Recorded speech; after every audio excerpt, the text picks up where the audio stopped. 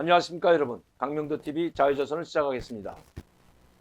아니 문재인 정부야 완전히 국자 이 좌파 완전히 북한 편에 서 있는 거 중국 편에 서 있는 건 다 아는데 오죽했으면 문재인 대통령이 이렇게 편승하지 하면 안 될까. 정전선언이라도 미국에서 협의를 받아오려면 그래도 미국이 요구하는 걸 들어주고 하나 주고 하나 받아온 건데, 자 정전선언 하기로 미국과는 고반 합의가 끝났다고 이제 곧 발표한다는 말이 정의용 장관도 하고, 또 이 손 실장 이번에 중국 갔다 와서도 중국도 정전선언 지지한다 양재추가 이렇게 이야기했다고 하는데, 그러면 정전선언에 대해서 우리가 요구하는 기존 체제나 기존 모든 규약들은 그대로 두고 유엔사도 그대로 두고 한다고 하지만, 그래도 문재인 대통령이 공약을 했던 한반도의 정전선언, 완전한 전쟁의 종식, 이거를 이제 선포하는 걸로 했으면 그래도 미국에서 많이 양보한 거거든요. 사실은 이거 지금 이렇게 하게 되면 북한의 유엔군 해체나 유엔사 해체 이런 걸 주장하고 미군 철거까지 주장할 수 있는 명분을 준다고 하지만, 어쨌든 미군이 아직은 그 규약이나 이런 건 후회하기로 해놓고, 미국이 그래도 크게 양보하고 해줬으면 문재인 정부도 어쩔 수 없어요. 미국이 이 대중국 전략, 특히 대만 해협에서의 항행의 자유, 여기는 이건 만든 말이죠. 항행의 자유, 이거를 지금 침해하는 것이 중국 정부라고 하고, 중국의 대만 해협을 봉쇄하고 대만을 침공함으로써 이 대만 해협의 항행의 자유를 없애버리려고 하고 자기 용해로 만들려고 하는 거죠. 그래서 그걸로 통과하려면 중국의 승인을 받고, 안 받으면 그냥 포로 사격하겠다는 건데, 군함으로 막아치우고, 그러면 항행의 자유가 무너지는 거죠. 여기에 그래도 우리도 마찬가지입니다. 우리 그 항해의 자유가 중국한테 맨날 승인받고 다녀야 되기 때문에, 그렇게 되지 않으려면 여기에 이걸 중국의 이런 이 저지를 막아야 된다. 여기에 동참하라고 하니까 이 항해의 자유는 바람직한 거다. 크게도 안 했어. 이렇게 조금 이야기했는데, 이거를 이제 비판한 겁니다. 오마이뉴스가 이렇게 이야기합니다. 임기 내 전작권 환수는 결국 실패했고, 어떻게 해서 하는데 군사훈련을 안 하고 어떻게 정권을 넘겨줍니까? 작전권 넘겨주는 순간에 우리 한국에 있는 28,000의 미군 병사들 가족들, 그리고 우리 여기 와서 기업 활동을 하고 있는 그 미국의 시민들 약 한 20만 명, 약 한 25만 명이 한국에 있는데, 이 사람들의 안전과 생명 어떻게 책임지냐고.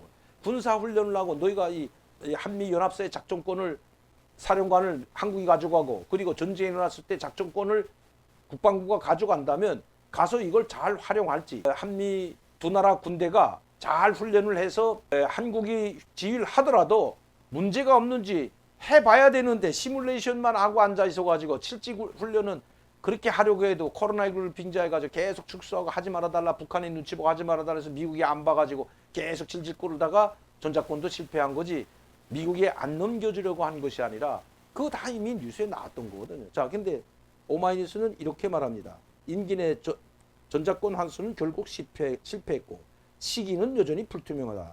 그동안 시민사회가 한반도와 동아, 이렇게 하면 안 되죠. 일부 시민사회라고 하지. 시민사회가 하면 모든 시민사회가 다 이런 줄 아는데 다 그런 건 아닙니다. 시민사회가 한반도와 동아시아 평화를 위협할 것이라며 크게 우려해왔던 미국의 인도태평양 전략 신호를 위한 협력도 여러 차례 강조됐다. 문재인 대통령이 인도태평양 전략에 여러 차례 협력하겠다고 강조했다는 거죠. SCM, 미 안보협의회 공동성명에 등장하지 않았던 대만 해협에서의 평화와 안정 유지의 중요성을 최초로 명시해 한미 군사동맹이 미국의 중국 견제에 동원될 가능성도 키웠습니다. 문재인 정부의 전작권 환수 계획 완전히 실패. 오마이뉴스가 이렇게 해서 문재인 정부가 실패했다는 거예요.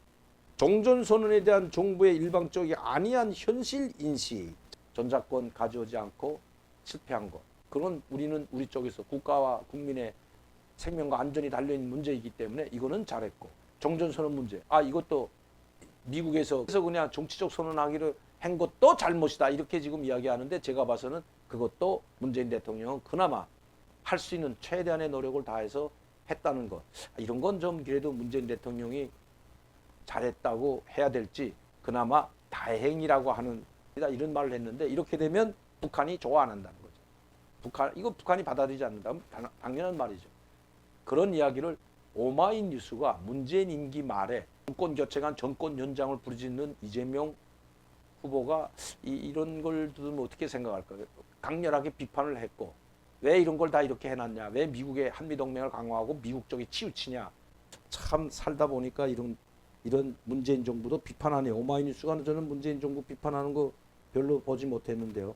중국 등 주변국과 갈등 키고 영내 군비 경쟁 부추길 우려 커. 오마이뉴스가 문재인 대통령을 비판한 기사 여기에 나왔는데 한 5년 세월 지나다 보니까 임기 레임덕이 시작했는지 모르지만 적극적으로 이 정부의 모든 정책을 지지만 했던 오마이뉴스도 문재인 정부에 등을 돌리는지 아니면 문재인 정부가 한 이 한미동맹의 이자 SCM 그 한미 안보 협의회에서 발표한 공동성명, 전작권 실패, 종전선언에 대한 잘못된 인식 뭐 이런 것으로 비판했다는 기사가 나와서 여러분들한테 국내 소식은 이쯤 해드리겠습니다. 뭐 선거에 대한 뭐 소식들은 여러분들이 잘 아시고 있기 때문에 다행히 그래도 이준석 젊은 대표가 이 청년 대표죠. 국민의당 대표가 그래도 마지막에 화끈하게 돌아서서 윤석열 후보와 함께 후드팀과 사진 찍고 싶은 사람 전화 주세요 하면서 하고 환하게 웃으면서 하는 모습 참 보기 좋았습니다. 특히 김종은 전 비대위원장, 김종인 박사 이분을 모셔야 된다고 했는데 그런데 한 팀이 돼서 유세하는 모습 참 보기 좋았습니다. 한때 이준석 대표가 제주 가고 울산 가고 이쪽으로 내려가니까 보호하는 것처럼 더불어민주당이 아주 이준석 대표를 이거 리더십이 잘못됐다. 저 윤석열 후보 리더십 봐라. 저 아주 한심하다. 리더십 자격 있다. 뭐 이러면서 이준석 후보를 한참 대표를 띄워주더니 이제는 또 이준석 대표, 김종인 박사, 민주당 이제 박용진 의원의 그 출판 기념회 갔을 때 만났을 때는 김종인 박사님 훌륭한 분이다.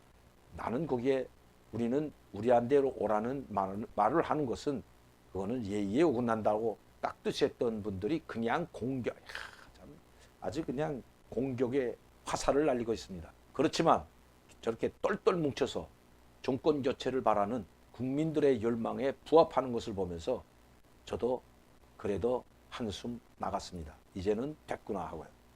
이재명 후보도 뭐 화이팅 하기 바랍니다. 뭐 윤석열 후보 하는 게 아니라 이제 이렇게 집 나갔다가 다 들어와서 한 집에서 집토끼들이 모이고 이제 산토끼들까지 다 모여가지고 열심히 하게 되면 국민 열망이 정권 교체이기 때문에 또 국민 열망이 뭐 정권 연장이면 뭐 이재명 후보가 되겠죠. 그러나 지금 국민 열망이 정권 교체이기 때문에 그게 67% 이상 나온다는 건 이재명 후보도 잘할 겁니다. 그래서 드리는 말씀입니다.